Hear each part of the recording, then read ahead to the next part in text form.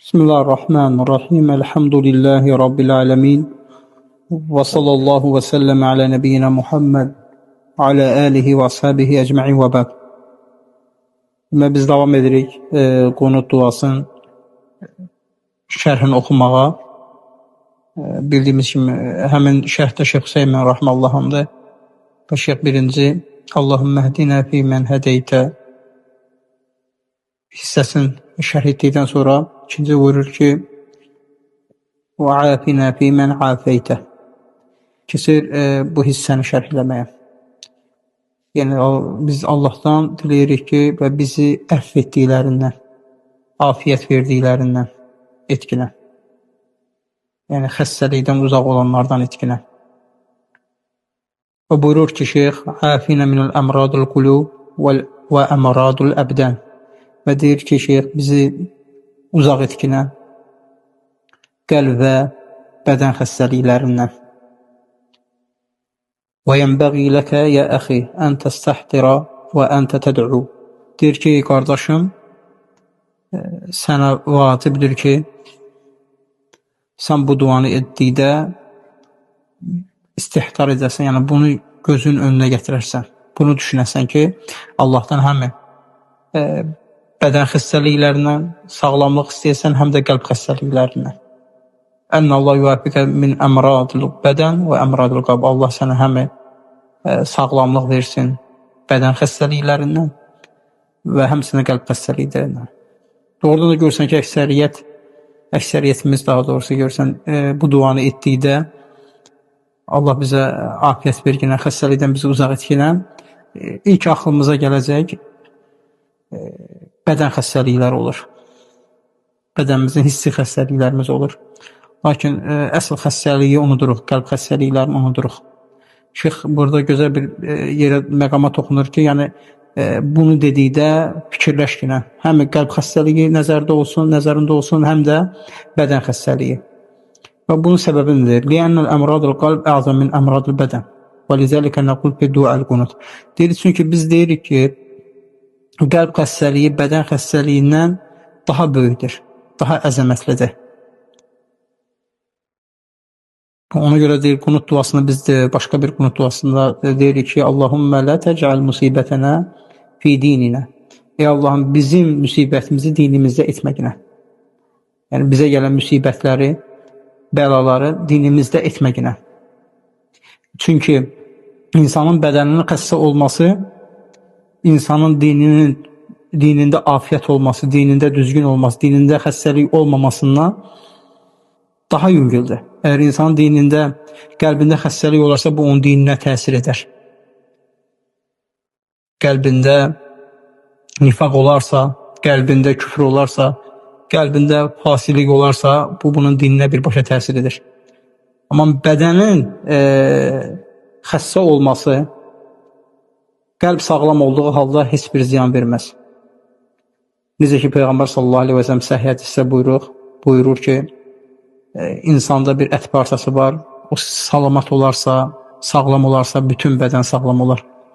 O xəstə olarsa, bütün bədən xəstə olar. Diqqət edin, o da qəlbdir.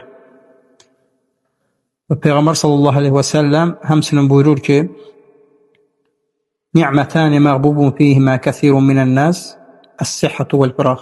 İki böyük nimət var ki, insanlar onun barəsində səhlənkardılar, yəni qədrini bilməzlər onun. O da sağlamlıq və boş vaxtdır. Yəni insan Allah'tan sağlamlıq dilədikdə iki növ sağlamlığı diləməlidir. Həm qəlb sağlamlığın, həm də bədən sağlamlığı. Çünki qəlbin sağlam olması Allah qatına keçərlidir. Allah Subhanahu taala buyurur ki: "Qavmə la yanfa'u malu və la banun illə men atallaha biqalbin salim." O gün nə mal, nə evlad fayda verməz. Yəni qiyamət günü Allah qatında bunların heç birinin dəyəri yoxdur. Allah qatında dəyəri olan salamat qəlbdir. Salamat qəlb xəstəliklərdən, qəlbi xəstəliklərdən uzaq olan qəlbdir. Oradakı kin, küdurət, həsəd, paxıllıq, küfür, nifaq kimi xəstəliklər yoxdur. Və bu salamat qəlbdir. Orada tövhidlə dolu, Allah sevgisi ilə dolu, Peyğəmbər sallallahu əleyhi və səlləm sevgisi ilə dolu olan qəlbdir ki, bu qəlb sağlam qəlbdir. Hər birimiz Allah'tan bu sağlam qəlbi diləməliyik. Bize Peygamber sallallahu aleyhi ve sellem Allah'tan dileyerdi. Ya muqallibi qulub, səbbit qalbi alə dinik. Ey qəlbləri çevirən Allahım, qəlbimi dinində sabit et. Və həmçinin başqa bir rivayətdə gəlir ki, ya musarrifəl qulub, sarrif qulubana ilə taatik. Ey qəlbləri yönəldən Allahım, qəlblərimizi özünə itaətə yönəldinə. Və şeyx davam edir, buyurur ki, əmradul əbdən mərufə, lakin əmradul qulub təudu ilə şeyin. Deyir, bədən xəstəlikləri bilinir və qəlb xəstəliklərinin isə iki şeyə qayıdır. Yəni, qəlb xəstəliyinin törəməsi, başlanğıcı iki şeyə qayıdır. Əl-əvvəl əmradu şəhvət, əlləti mənşəuhə həvə. Birinci, şəhvət xəstəlikləridir ki, bunun da mənşəyi, başlanğıcı səbəbi havadır. İnsanın havasına tabi olmasıdır.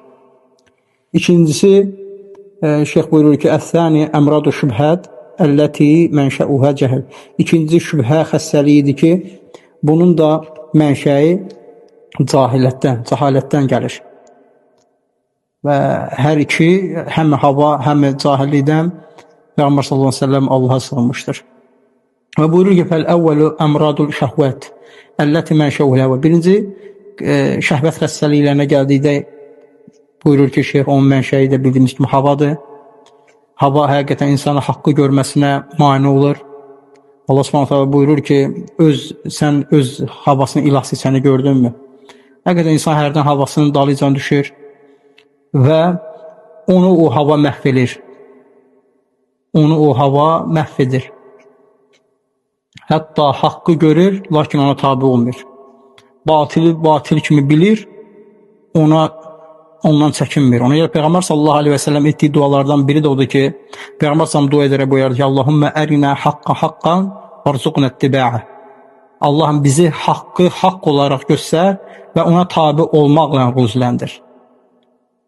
Və ərinə batilən batilən varzuqnə ictinəbə. Və bizi batili batil olaraq olduğu kimi göstər və ondan uzaq olmaqla bizi ruzləndir. Və buyurur ki, şeyx davam edir, lakinnə la yuriduhu. İnsan haqqı görür, lakin haqqı istəmir. Niyə görə istəmir? Li'ənnə ləhu həvə müxalif limə cəə bihi Nəbi sallallahu aleyhi və səlləm. Çünki onun havası var. O Peyğəmbər sallallahu aleyhi və səlləm gətirdiyinə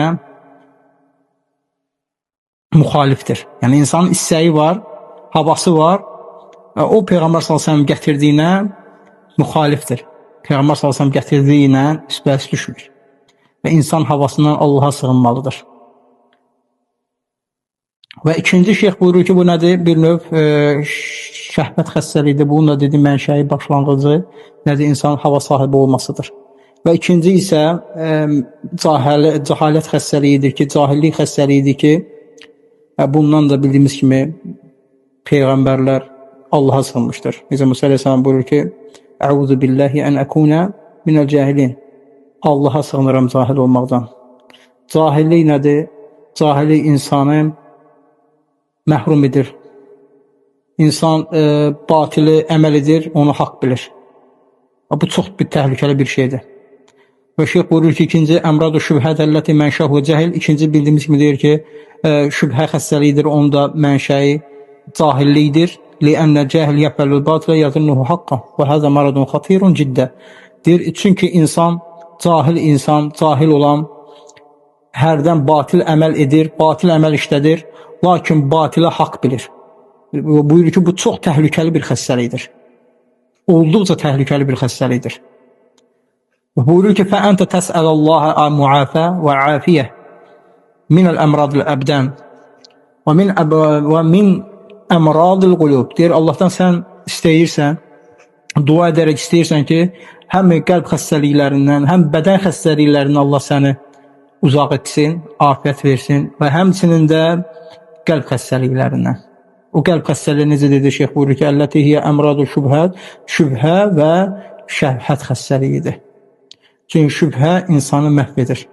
Sələflər şübhəli məsələlərdən şübhə onlara ərz olunanda qaçar və ən böyük də şübhə insana salanlar, insanların dinləri barəsində şübhəyə salanlar bidət əhlidir. Ona görə möminə yaraşmaz ki, xeyir əhli olduğu halda, sələflər olduğu halda şübhə əhlinə qulaq assınlar. Çünki şübhə qəlbə girdisə, artıq qəlbi xaraba qoyur.